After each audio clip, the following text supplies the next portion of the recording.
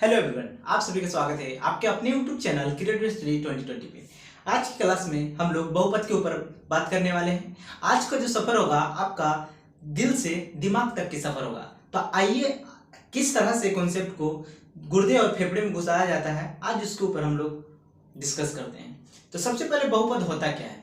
तो बहुपद को जानने से पहले हमें यहाँ पे कुछ चर, अचर, एक पद, द्विपद, त्रिपद के बारे में जानना बेहद जरूरी है। अगर इनके बारे में हम लोग जान जाते हैं तो बहुपद के जानना कोई भारी बात नहीं होगा। तो आइए हम लोग इसको जानते हैं कि चर किसे कहते हैं, अचर किसे कहते हैं। तो सबसे पहले हम लोग चर के बारे में बात करने वाले हैं। तो चर क्या होता है। तो चर यानी कि एक्स वाई जेड यानी कि जितने भी हमारा अल्फाबेट है एस लेके जेड तक, ये सारे के सारे क्या है, चर हैं। क्या है, सारे के सारे चर हैं। चर का मतलब कि इनका जो वैल्यू है वेरी करेगा, इनका जो मान है वो बदलते रहता है।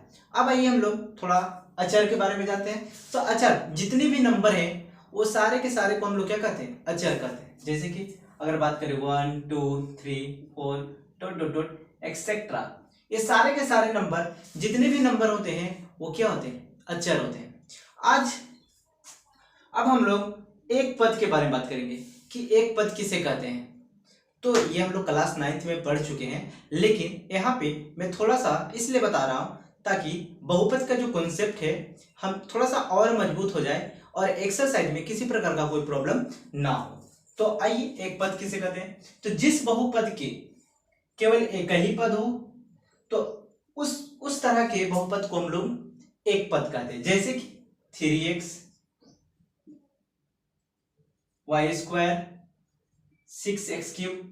देखिए यहाँ पर कोई भी प्लस माइनस का साइन नहीं आ रहा है, ठीक है। तो यहाँ पे क्या है, एक पद है, यहाँ भी एक पद है और यहाँ भी क्या है, एक पद है। इस तरह के बहुपद को हम लोग क्या कहते हैं, एक पद कहते हैं। अब द्विपद क्या होता है। तो जिस बहुपद के केवल दो ही बहुपद हो, क्या केवल दो ही पद हो, सॉरी बहुपद नहीं, केवल दो ही पद हो, तो वैसे बहुपद को हम लोग द्विपद कहते हैं। एग्जाम्पल के तौर पे अगर समझा जाए तो देखिए 2x plus 3 Y square plus 6x। तो इस तरह के जो बहुपद हैं, गिनिए 1 2 दो पद हुआ ना। तो इस तरह के बहुपद जो होते हैं वो द्विपद कहलाते हैं। तो आप कहिएगा सर त्रिपद यानी कि 3 पद होना चाहिए। हाँ यस, मैं यही कहना चाहता हूँ कि त्रिपद जो होता है जिस बहुपद के केवल 3 बहुपद हो वैसे बहुपद को हम लोग त्रिपद कहते हैं। जैसे कि एग्जांपल में अगर मैं समझाऊं, x square plus 2x plus क्या 5। देखिए 1 2 और एक 3 पद था तो त्रिपद बोले। अगर एक और एग्जांपल है 3x square plus y plus 6z। तो देखो एक पद, द्विपद, 3 पद। तो इसमें कितना 3 पद। तो इस तरह के बहुपद को हम लोग क्या कहते हैं, त्रिपद कहते हैं। तो आई होप आपको समझ में आ रहा होगा कि एक पद किसे कहते हैं, द्विपद किसको कहते हैं, त्रिपद किसको कहते हैं। ये मैं थोड़ा जल्दी जल्दी इसलिए पार कर रहा हूँ क्योंकि हम लोग 9th क्लास 8th क्लास में इसको पढ़ चुके हैं, तो इसमें टाइम वेस्ट ज्यादा नहीं कर रहे, थोड़ा थोड़ा सा मैं रिव्यू करवा दे रहा हूँ, ठीक है। अब हम लोग जानेंगे रैखिक बहुपद किसको कहते हैं, ठीक है, द्विघाती बहुपद किसको कहते हैं और त्रिघाती बहुपद किसको कहते हैं। तो इन सभी के जानने के बाद हम लोग एक्सरसाइज में जब एंट्री करेंगे ना, तो जो हमारी एंट्री होगा वो धमाकेदार एंट्री होगा, ठीक है। यानी कि हम लोग क्वेश्चन को धज्जियां उड़ाने वाले हैं वहां पे। तो इस तरह से हम लोग इसको समझने के बाद अब आइए हम लोग रैखिक बहुपद को जानते हैं और द्विघाती बहुपद को जानते हैं और त्रिघाती बहुपद को जानते हैं, ठीक है। तो मैं वीडियो को थोड़ा सा स्टॉप कर रहा हूं और इसको अगर नोट करना तो कीजिए। लेकिन एक बात और, रैखिक बहुपद, द्विघाती बहुपद और त्रिघाती बहुपद, इनको जानने से पहले हम लोग को मेन समझना बहुपद किसको कहते हैं। आपका माइंड में ये क्वेश्चन आया होगा, लेकिन अब अभी मैं इस डाउट को क्लियर करने वाला हूं। तो इसको आप उतारिए, फिर इसके बाद मैं समझाता हूं कि बहुपद होता क्या है, यानी कि पोलिनोमियल कहते किसको हैं।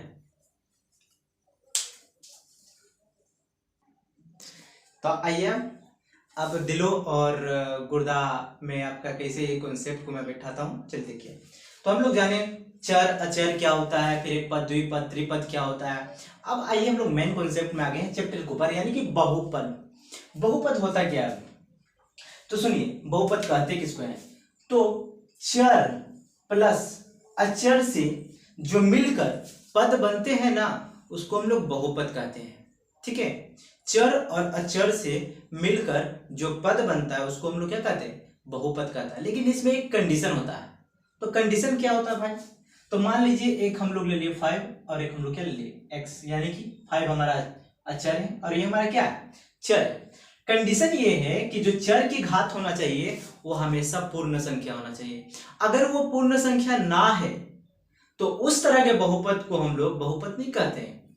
जैसे कि 5x ये हमारा तो बहुपद है, ये हमारा बहुपद है। लेकिन अगर मैं बात करूं 3 और √x, तो ये हमारा बहुपद नहीं होगा। क्यों नहीं होगा, क्योंकि इसका रीजन हम लोग जानते हैं कि x के पावर रूट को हम लोग क्या लिख सकते हैं 1/2, और 1/2 क्या है, पूर्ण संख्या नहीं है। तो इस तरह के पद को हम लोग बहुपद नहीं कहते हैं। तो समझ में आया दोस्तों कि बहुपद होता क्या है। तो बहुपद कुछ नहीं होता, यानी कि वैसे पद जिनकी चर की घात हमेशा क्या होना चाहिए, पूर्ण संख्या होना चाहिए। तो इस तरह के पद को हम लोग क्या कहते हैं, बहुपद कहते हैं। जैसा कि आप यहाँ पे देख सकते हैं कि 3x³ 5x² plus 3x plus क्या 4। अब यहाँ पे देखिए चर कौन कौन सा है, 1 2 3। अब यहाँ पे पावर यानी कि घात की बात की जाए तो घात सभी के सभी घात क्या होना चाहिए, पूर्ण संख्या होना चाहिए। तो 3 भी पूर्ण संख्या है, 2 भी पूर्ण संख्या और 1 भी पूर्ण संख्या है। तो इस तरह के पद को हम लोग बहुपद। तो फाइनली हम लोग बहुपद का इंट्रोडक्शन देख चुके हैं। अब हम लोग जो बात करने वाले हैं रैखिक बहुपद, द्विघाती बहुपद और त्रिघाती बहुपद। ठीक है, वीडियो के अंत तक बने रहिएगा दोस्तों, क्योंकि ये वीडियो बहुत मजेदार होने वाला है। ठीक है, आइए तो आइए हम लोग बहुपद के बारे में अभी जस्ट जाने के बहुपद होता क्या है। अब हम लोग रैखिक बहुपद, द्विघाती बहुपद और त्रिघाती बहुपद के जानेंगे। तो ये घात के आधार पे, ठीक है।